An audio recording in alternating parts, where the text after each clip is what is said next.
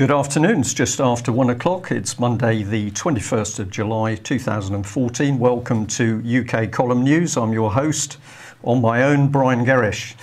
And I'm going to say, I think we've got an extremely interesting news for you today. We're going to have on the programme a little bit later a gentleman called Devon Maestri. He's going to be telling us his experience of challenging the BBC over their claims to uphold wonderful standards. I think you're going to be very, very surprised, or not, at what this gentleman has to say, but it's going to take us straight back into the very dirty, mucky heart of the BBC. So stay with us. It's already very hot in the studio, and that reminds me to say thank you very much to all the people who organised a fantastic day in Glastonbury. Over 100 people packed into also a very hot hall in order to hear talks about really the state of the nation, but also what the British government is planning later in the year in November to try and destroy the remains of Britain's constitution, which of course has huge effects on not only human rights but of course freedom of speech.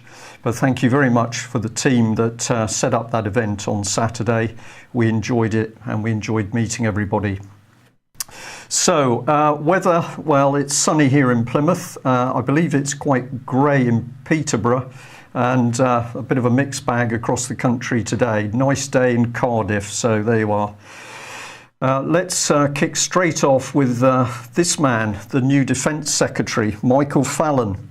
And we were very intrigued to see that this man, although he's been an MP for some years, Kent is his territory, more or less pops out of nowhere in order not only to take over, of course, an extremely important job as Defence Secretary, but also immediately to start what we are going to call warmongering and threatening Vladimir Putin, get out of the Ukraine.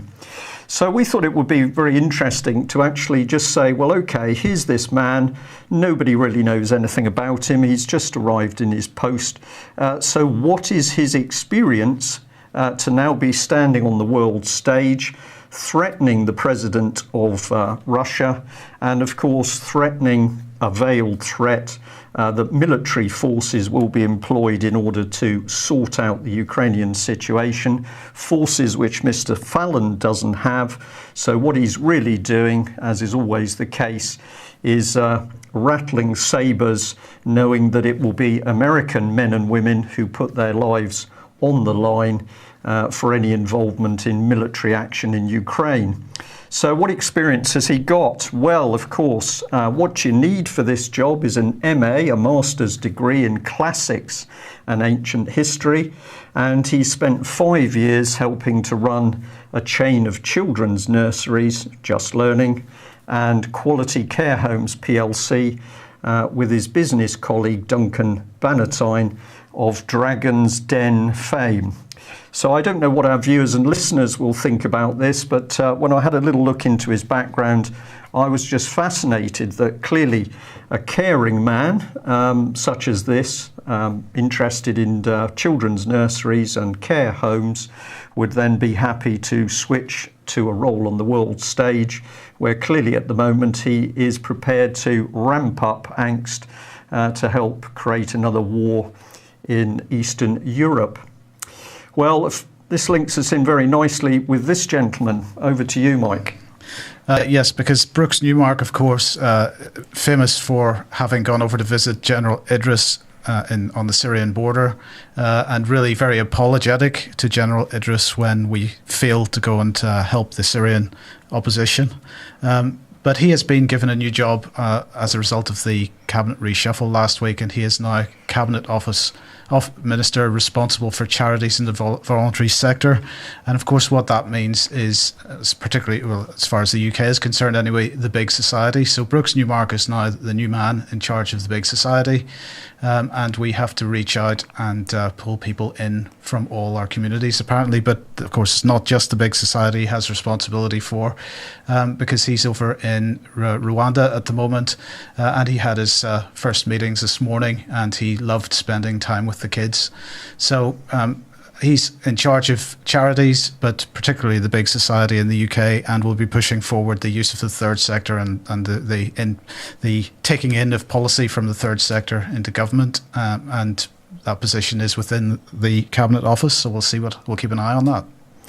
Well, I've got to add to that, Mike, that perhaps many people will think this is a soft role to go into the charity sector, but of course it's absolutely not. Big society is the government's policy, using Salinsky Marxist doctrine in order to get government control to the lowest level. So nothing about empowering ordinary people or local communities. This is about bringing centralized control down to the individual. So Brooks Newmark will, in our opinion, be working very closely with Francis Maude. Remember, he's the man who was working behind the scenes to bring common purpose training into the heart of government, the top 200 civil servants. So I think this is a power move to bring one of the trusted men, Brooks Newmark, into the heart of government. And as Mike said, Brooks Newmark, the man who was disappointed that there wasn't a combined British and American attack on Syria. Nice man. Well, at home, of course, the proof of the pudding is we've got a government not only prepared to protect paedophiles, but to put innocent men in prison. So, as always, we're reporting that Robert Green, who has committed no crime but has tried to get justice for abuse victim Holly Gregg, is now on his 60th day under house arrest in Warrington, England, on the orders of Alex Samon's junta in Scotland. This is what you can expect if you stand up to be counted to protect children from paedophile rings within the establishment. 60 days under house arrest. Well, here's Alex, and we're pleased to see that some of the mainstream press are waking up to what this man really is about. And finally, journalists have been able to lever open the fact that he's been spending huge amounts of money, £80,000, on a lavish lifestyle, including spending $21,379 at top hotels around the world, all but two of which were 5-star. They also talk about how much he's claimed on subsistence. Well, remember, this is the man who's going to stand up for ordinary people in Scotland. Well, we don't think so. So he can spend £80,000 on a good life, champagne and hotels, but that pales into insignificance when we remember that he has been instrumental in the spend of over £2 million of taxpayers' money to silence Robert Green. And of course, what is this man frightened of? He's frightened of the truth coming out about who exactly the abusers were who were involved in the Holly Gregg case in the first place.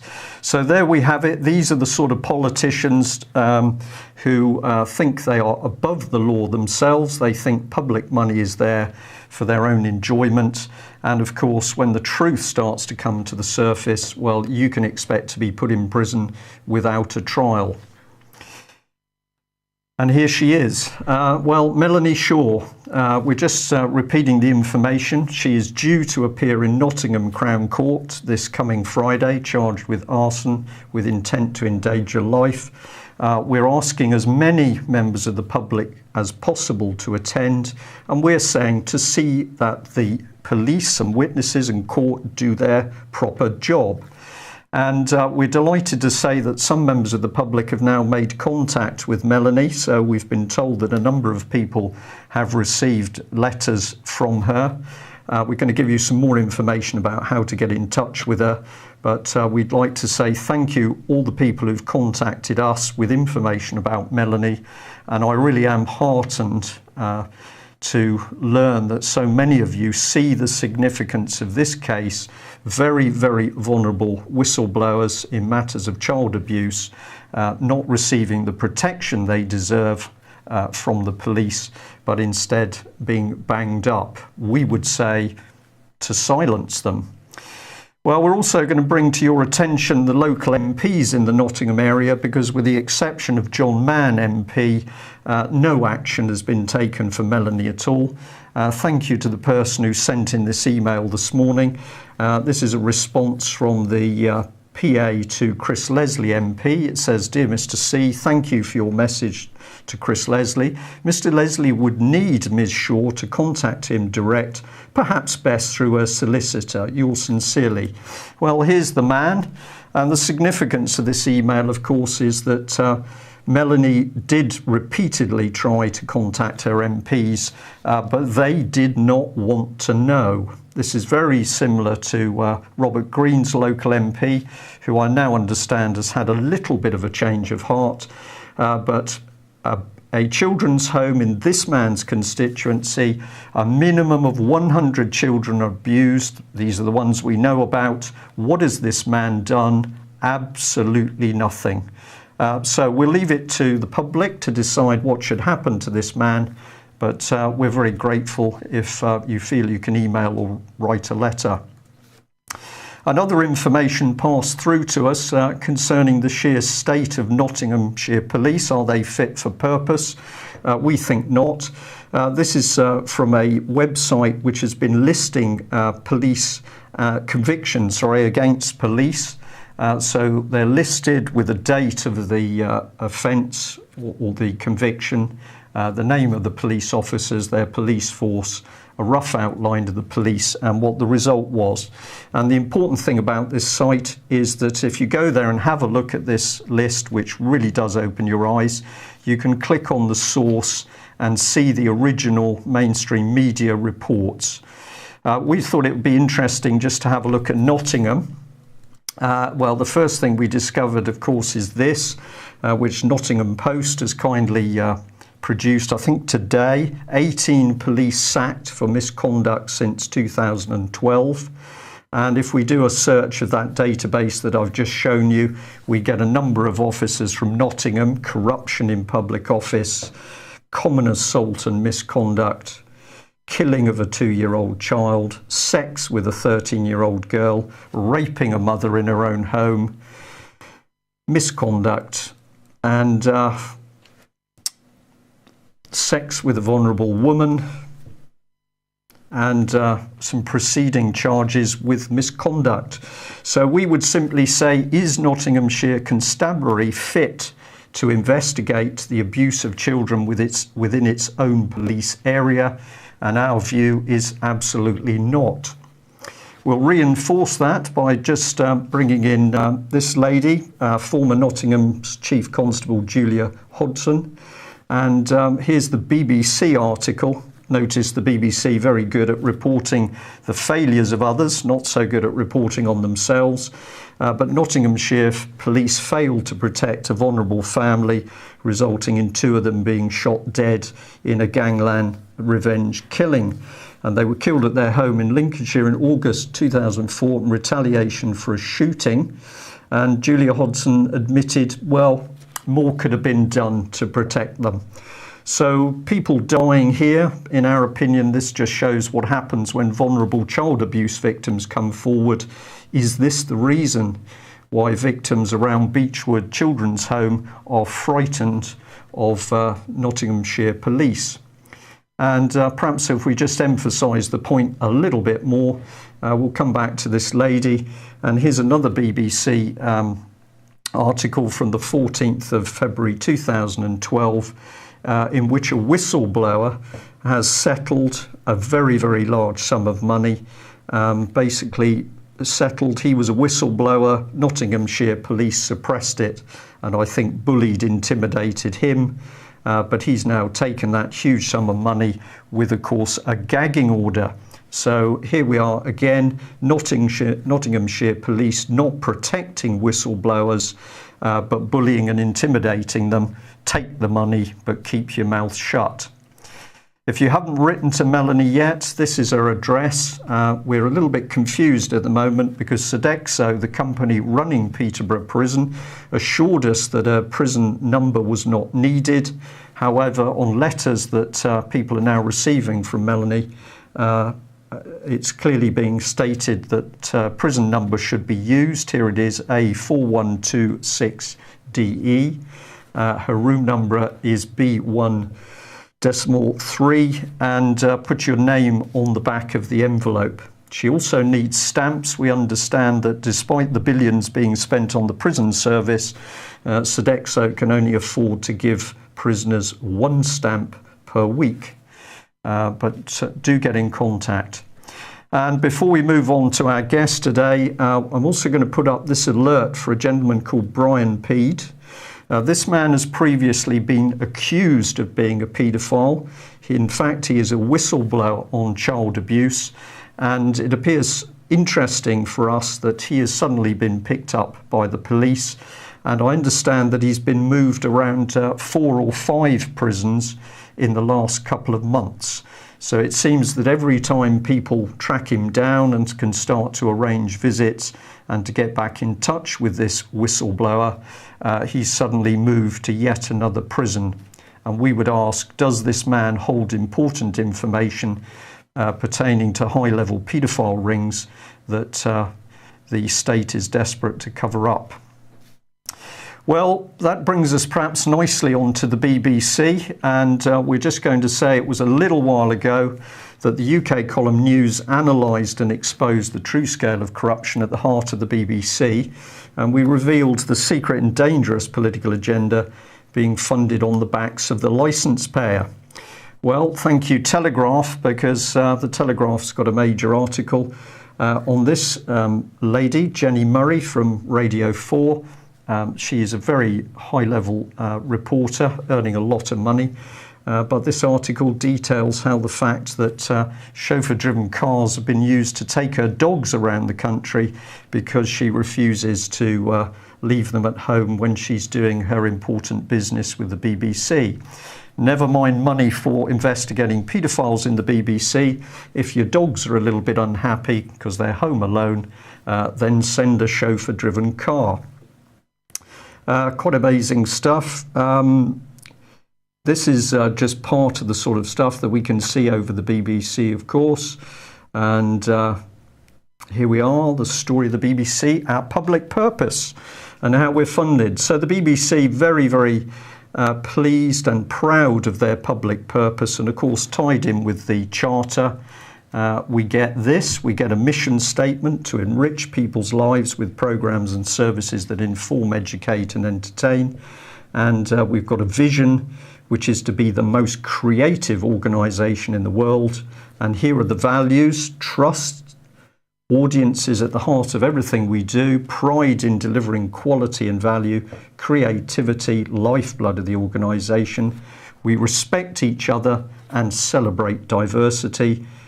We are one BBC. Great things happen when we work together. And the Royal Charter and Agreement sets out 6 public purposes for the BBC. Let's see what we can get here. Well, it's all their glowing terms on their website. Have a look at the Royal Charter. You'll see where we're coming to in a minute. And here they are, the 6 public purposes: sustaining citizenship and civil society, promoting education and learning, stimulating creativity and cultural excellence, representing the UK, its nations, regions and communities, bringing the UK to the world and the world to the UK, delivering to the public the benefit of emerging communications technologies. So how is the BBC living up to its high reputation and standards? Let's speak to our guest today, Devon Maestri, who has been suffering at the hands of the BBC. Can you hear me? Yes, I can. Okay, well, welcome to UK Column News. Thank you very much for agreeing to come onto the programme today. Now, you have been having quite a battle with the BBC over these very issues of the BBC values. And if I understand from our brief conversation earlier this morning, you've been working for were working for the BBC for some years as a journalist and also a producer. You were involved in the Asian network. You've started to see some interesting management changes. That's led you into conflict with the BBC. And then what happens? You are the person taking on the BBC for failing to live up to their own values. So I'm going to hand over to you and say, tell us in your own words what's actually been happening to you. Well, Brian, I think the introduction actually crystallizes and puts into perspective the real issue that we're dealing with here. And for me, it is quite simply the betrayal by the BBC of public trust and the trust of its employees. The background to this is fairly straightforward. There was a change of management in 2005. There was an enthusiasm for promoting and youth programming and branding it accordingly. Some of us spoke out about the fact that even in the interests of extending more popular programming, one must be careful about these very values that you've just highlighted and which are absolutely serious. The BBC claimed to have dismissed me because I was incompetent, although it admitted in writing that they'd been broadcasting substantial documentaries I'd produced and presented, so we can leave that there. More importantly, I said that I thought that the real reason for my dismissal was that I had upheld and defended the BBC's values, which all employees at the BBC must adhere to and apply in order to promote the BBC's public purposes. However, British law allows and protects certain serious beliefs. The first step of this battle was therefore to show that the BBC's aims and values amount or constitute what could be regarded as a philosophical belief. This is a belief that can be seriously taken and which will then therefore be protected in law. It's very closely associated with freedom of expression and freedom of conscience. Perhaps I should just state what are the kind of criteria they look for in establishing whether one has a philosophical belief. Apart from the fact that the belief must be genuinely held, it mustn't be just a current opinion that's in vogue. It must be a belief as to a weighty and substantial aspect of human life and behavior. It must attain a certain level of cogency, seriousness, cohesion, and importance. It must be worthy of respect in a democratic society, be not incompatible with human dignity, and must not conflict with the fundamental rights of others. So, we are talking about the protection of serious beliefs which qualify under this criteria to be protected in a democratic society. So the first step of the proceedings was for a pre-hearing review and for a judge to look at the BBC's aims and values and see whether they meet these criteria set out in law and are therefore a philosophical belief for which protection should be extended. The BBC, and this for me is the sheer betrayal of it all. The BBC argued that its values and its aims were no more than a mission statement, nothing that could constitute a belief. It also argued that if I was right and that if public aims and values like this could be regarded as philosophical beliefs, this would put people in the NHS in a position to claim that they needed to work according to their consciences. The BBC also claimed that, it was a political belief. The judge rejected all of these arguments. She found that the BBC's aims and values arise from an underlying philosophical belief in the importance of public service broadcasting in a democratic society. My simple point at this stage is that by arguing and by betraying, traducing, diminishing, misrepresenting, I believe, its values before a tribunal, the BBC has seriously undermined its cardinal value, which is trust, and let down both the public and its employees. However, the importance of this finding that the BBC's values constitute a philosophical belief protected in law meant that I could then proceed to argue at a full trial that I was discriminated against for upholding the BBC's beliefs and values. Would you like me to go on, Brian? Before you do, this is absolutely fascinating, and I'm going to say for viewers and listeners, we are definitely going to come back onto this subject over the coming days, because this is getting really to the heart of the trouble with the BBC.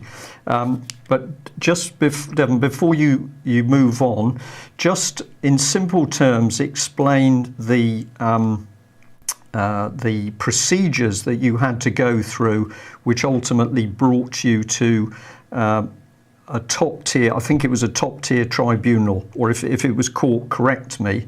But essentially, once you started to challenge the BBC, and I think I'm correct in saying that you found that what they were doing was simply demeaning the quality of information that was being pushed out on the Asian network.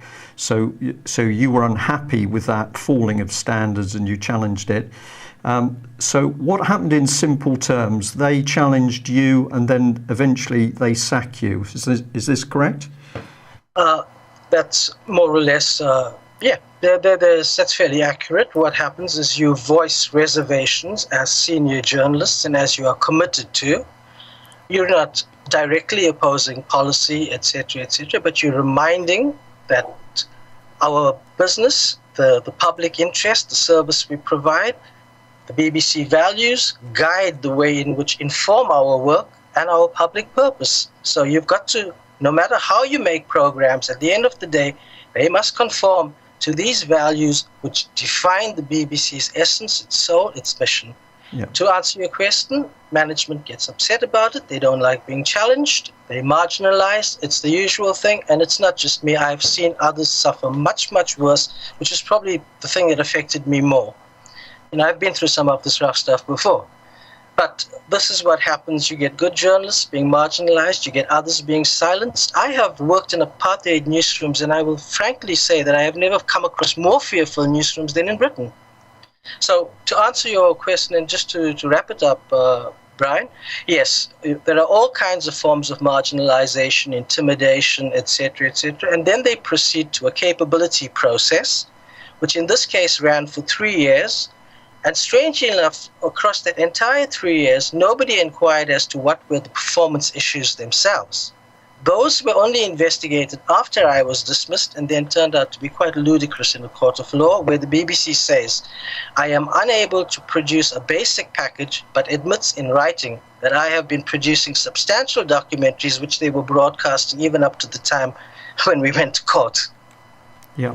So essentially, you get undermined at work. That's how they did it. A bit of psychological bullying, seems to me. You're undermined. Eventually, they've pushed you out of the organisation. And what is it you then do? Is that the point at which you start going to a tribunal? Right. At that stage, you have no further recourse. The BBC has conducted its internal investigation and found after 14 years you don't even have entry-level skills, which is remarkable. It's also insulting. It damages your career, destroys it. But the point is, your only recourse then is to go to an employment tribunal, which I did. And the first stage of this was to find whether I had grounds, philosophical grounds, belief grounds, for claiming discrimination. I also, just by the way, claim discrimination on the grounds of age in the context of the BBC or the department I worked for, rapidly moving towards more sort of what they call youth programming, accompanied by marketing, branding, market research, celebrity, culture, all that kind of thing. And I felt that was deeply connected with a dismissal of older and more senior people. This is hard to prove, but that was part of the agenda as well. Right. And so you go to the tribunal. What was the final authority that you had to use? Was that a top-tier tribunal, or was it actually a court hearing where this final decision was made supporting the BBC? Let me just put that very quickly into context. The first tribunal had to decide whether I had a philosophical belief which could be protected. They said yes, rejected all the BBC's arguments that its value system just was a mission statement, and said I could proceed to a tribunal. However, at the next tribunal, the BBC argued, this is the tribunal now which is listening to the full trial. The previous tribunal merely ruled on the philosophical belief issue. At the full trial, the BBC argued that 10 managers could not have known that I believed in the BBC's higher purpose. This is important, that the 10 managers said, how do we know that you believe in this higher purpose of the BBC?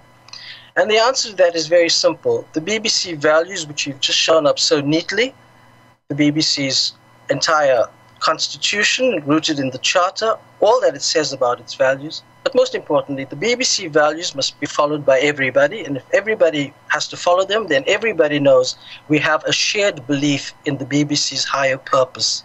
This is no secret. This is open knowledge. People are proud about it. But the BBC argued that it could not have known that I believed in its higher values, and my argument was very simple. At the BBC itself encourages such a belief. However, at this tribunal, it was found, on the evidence of the BBC, which was simply an assertion that its values are effectively a mission statement, a second tribunal contradicted the first tribunal, believed the BBC, and found that the BBC values are really nothing more than a mission statement. That's the second tribunal. And sorry to interject there, you'd mentioned to me that they actually quoted the NHS in part of their defence, i.e. that this was the same system, just a mission statement, which the NHS used. Is that correct? What I would like to point out there, Brian, is that in the first tribunal, which had to decide on the issue of whether I held a philosophical belief, that is, the BBC's values and aims amounted or constituted a basis of a philosophical belief, the BBC said, you know, if we believe this, and if the court allows this, then we'll have people at the NHS saying that the work they do also conforms to a really important philosophical belief. And I believe it does in any case. But I found it odd that not only were you degrading or downplaying the BBC's values, you were also attempting to sort of cut off people at the NHS from claiming a deeply, if they held this belief, it would amount to a philosophical belief. Yeah. Okay. One last point. We're definitely going to ask you to come back on and have a look at some of these areas in more detail. But I think what you are telling us is vital information, because we're now seeing really what's going on at the heart of the BBC. A BBC that boasts about its standards until you actually say, well, you're going to live up to your standards. And then what does it do? It changes those standards. But you mentioned Lady Professor Georgina, I think it was Bonn, and was it a book or a report called Uncertain Vision? The reason I mentioned Georgina Bonn's book, Uncertain Vision, is because it is a study of the kind of tensions that the BBC are under as it imposes a new management model against traditional BBC values and an embedded BBC ethos about all that is decent and the way in which we, as the public, know the BBC. So there is this tension. It is there. It's been identified by an academic with, extensive research. And so that is the tension, and then perhaps needs to be investigated a great deal more.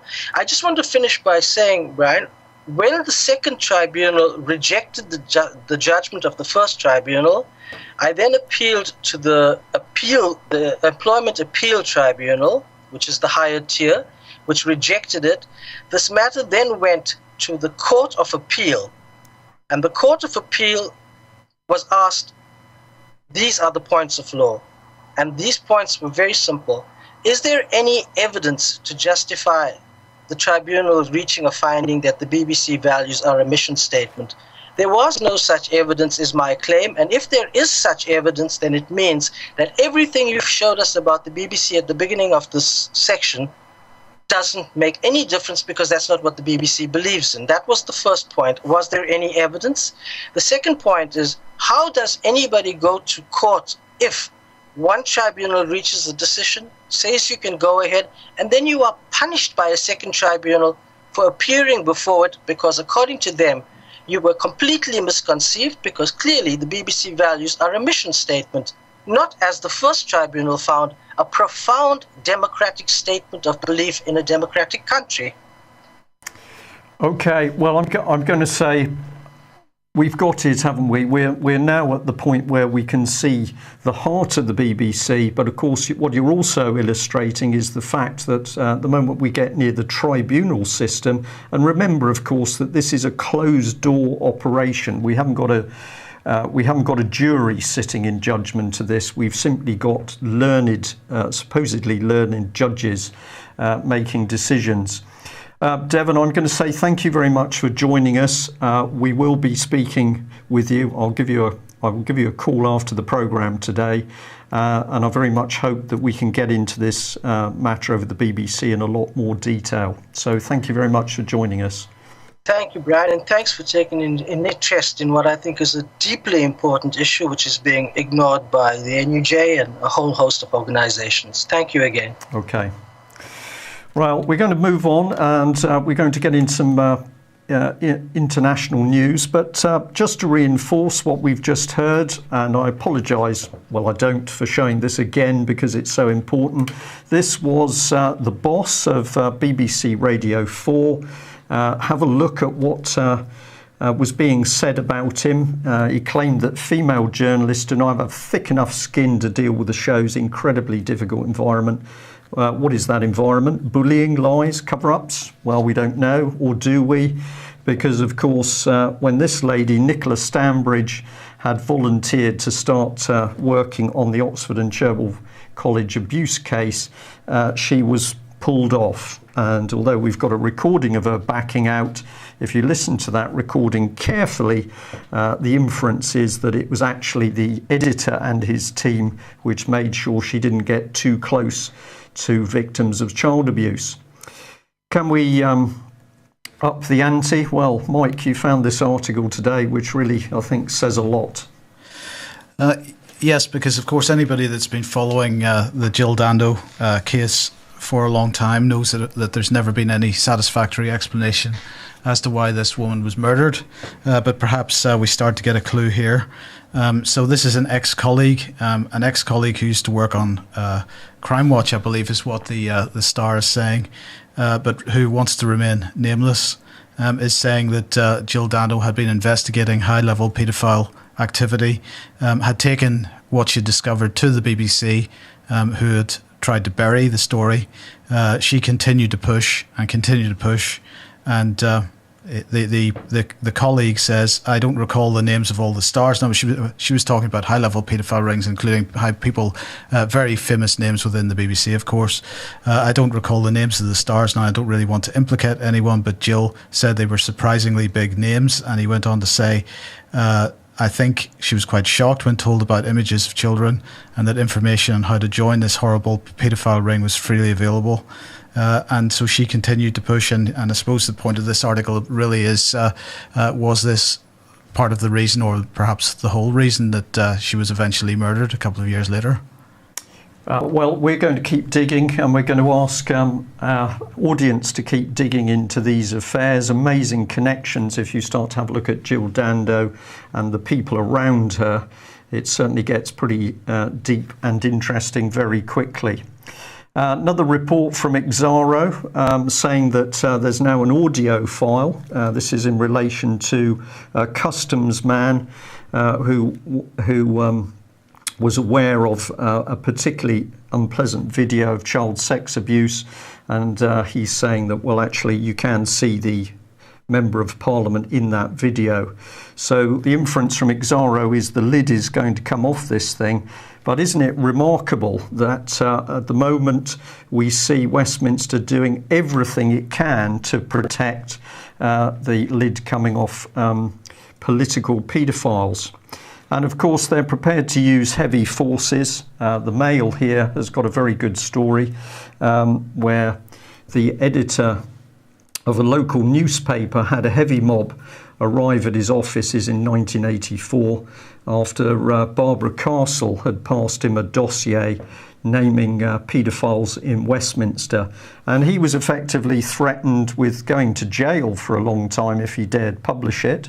Let's think about that. A man daring to publish information about child abusers is the one that's put in jail. And he was certainly told he'd be going out of business if he dared move forward with it.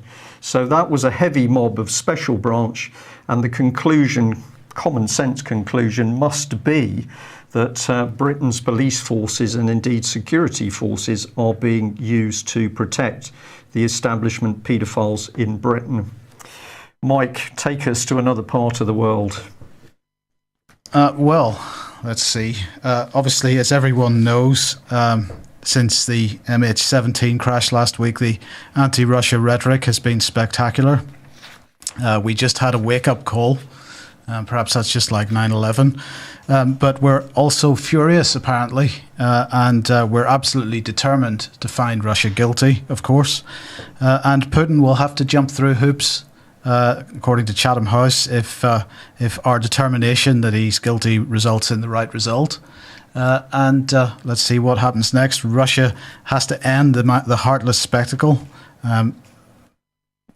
I don't know. Anyway, we keep on going. The Twitter sphere is no better, as you would imagine, because, of course, the camera never lies. Caught in the act stealing a ring from a victim. The camera never lies. And naturally, some MPs might be better off sticking with the subjects that they seem to know about.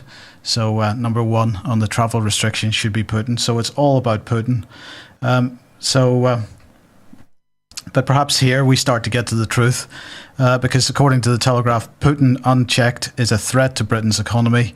But of course, the headline really should probably read, Putin unchecked is a threat to the City of London financial system. And so just have a quick look at why that is. And we mentioned this last week, because they signed the agreement that has come out of this BRICS meeting last week. And the fact is that this meeting is an agreement which, well, it's important. Its importance can't really be overstated. It's important because what we're seeing is battle lines being drawn for the future of the world's financial system. Now, Christine Lagarde, spitting through her forked tongue, said, I would like to congratulate you on hosting a successful meeting of the BRICS leaders in Brazil, and especially on establishing the contingent reserve arrangement. IMF staff, remember, this is in direct competition with the IMF, so IMF staff would be delighted to work with the BRICS team dedicated to this project with a view to reinforcing the cooperation among all the parts of international safety net intended to preserve financial stability in the world. The IMF has a very strong relationship with all the BRICS nations, which are key members of this institution. We look forward to further strengthening our collaboration. The IMF and the World Bank, of course, have systematically worked together to rape and plunder third world nations in particular. Their technique of choice was to lend nations money in their own currency for infrastructure projects and then require repayment in US dollars. And they then would, through the terms of the loan, contrive domestic economic policies which would result in the exchange rate shifting, meaning that the loan was never paid off. And that's really one of the things, if you remember the Thomas Sankara speech that I played out on this program a few weeks ago, that he was talking about at the Abu Dhabi conference, which took place a couple of months before his assassination. So nations end up paying back loans multiple times over under the IMF regime. The new BRICS regime arrangement is very different. They're already taking on significant infrastructure projects, including this one.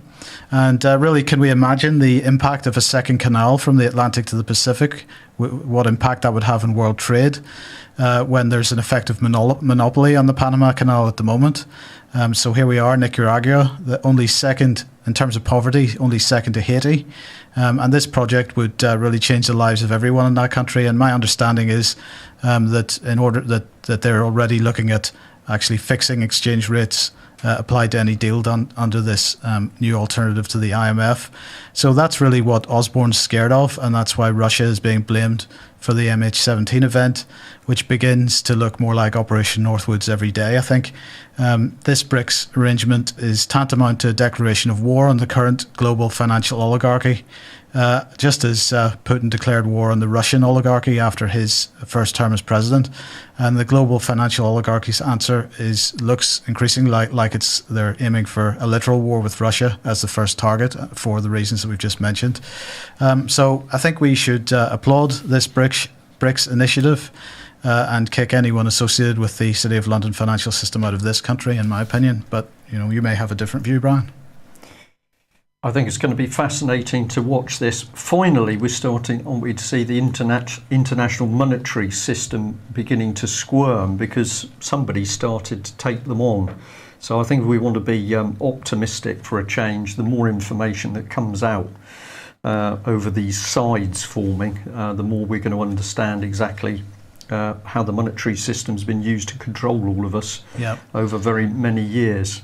Just before we move on, Ken50 is saying that the BRICS system is said to be using US dollars as its reserve currency. Well, of course, the reason for that is because China in particular has so much of it that they need to turn it into something physical. So they intend to spend those US dollar reserves that they've got. And this is the best way that they can see of doing that. But of course, if something should happen to the US dollar system, I don't believe that for 1 second they won't simply sort that problem out for themselves. So they intend to use what they've got, what resources they've got available to them at this time, and then we'll see what happens on the long term. Okay. Right. Just finally then, just wanted to keep an eye on what's going on in Gaza, because of course this is still a really horrendous situation. But this article in particular interested me because this is the deadliest day yet in Gaza. 100 Palestinians and 13 soldiers killed. That's on the 13th day of fighting, according to this article. And quite interesting. I just thought it was interesting that they finish off by saying the Israeli death toll is now higher than during Israel's military's 2009 incursion into Gaza, when 13 Israelis were killed there.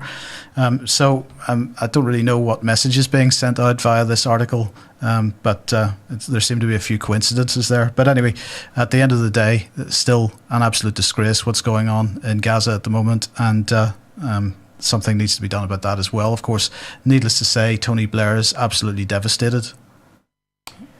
Sorry, he has been devastated. Sadly not. He says he is devastated about what's going on. But yes, I don't think so. No. Perhaps that now is the time to mention that we hope to have Patrick Henningsen with us on Friday to do a detailed look at that shot down airliner in Ukraine, and also, of course, to comment on what's been happening in Gaza.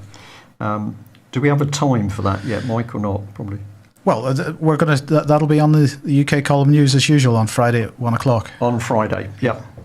Okay, excellent. Well, we're going to end on the fact that Maggie Tuttle, who's been doing sterling work to bring the subject of child abuse to the fore, has got a conference running this Friday, July the 25th, 9 to 5 at the Resource Centre for London. That's on Holloway Road.